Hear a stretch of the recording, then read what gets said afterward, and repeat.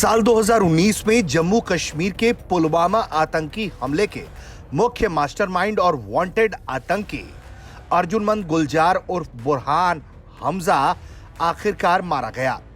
वो पीओके में अज्ञात हमलावरों का शिकार हुआ है।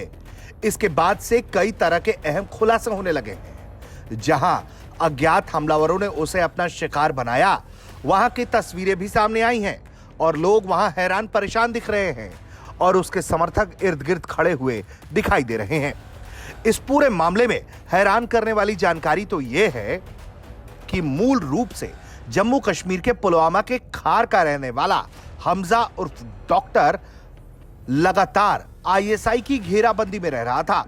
पाकिस्तान ऑक्यूपाइड कश्मीर के मुजफ्फराबाद के बाहरी इलाके वो चीलाबंदी में रहता था।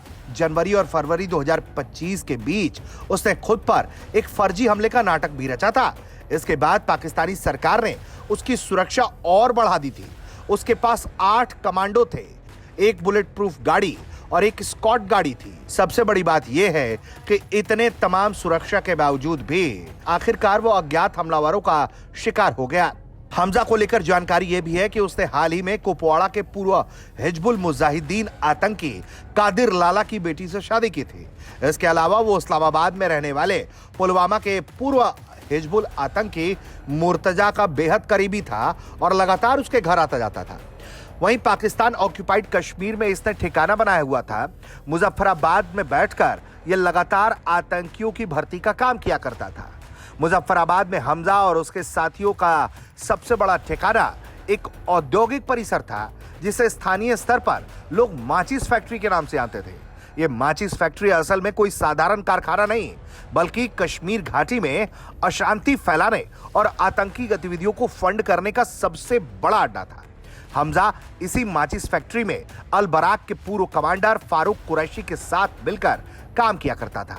फारूक कुरैशी का नाम सुरक्षा एजेंसियों के डोजियर में ड्रग तस्करी, जाली भारतीय मुद्रा, हथियारों की तस्करी, कश्मीर घाटी में सीमा पार से होने वाले आतंकी ऑपरेशनों में लगातार आता रहा है।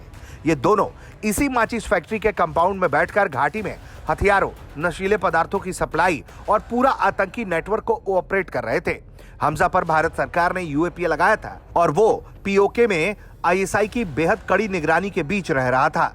लेकिन बताया जाता है कि आखिरकार अज्ञात हमलावरों को एक मौका मिला और अज्ञात हमलावरों ने इस आतंकी को निपटा दिया। आईएसआई में हमजा का सबसे करीबी मुख्य हैंडलर कर्नल रिजवान नाम का एक अधिकारी बताया जाता है। कर्नल रिजवान के साथ हमजा के बेहद गहरे रिश्ते थे। कर्नल रिजवान ही हमजा को भारतीय सीमा के खिलाफ आतंकी साजिश रचने के लिए दिशा निर्देश देता था। यह हैंडलर उसे पाकिस्तानी स्टेट लेवल की सुरक्षा और वीआईपी गाड़ियां भी मुहैया कराता था। लेकिन अज्ञात हमलावरों के आगे पाकिस्तान सरकार, आईएसआई, पाकिस्तानी आतंकी नेटवर्क सब धरे के धरे रह गए और अज्ञात हमलावरों ने इस आतंकी को आखिरकार निपटा दिया। ब्यूरो रिपोर्ट, भारत तक।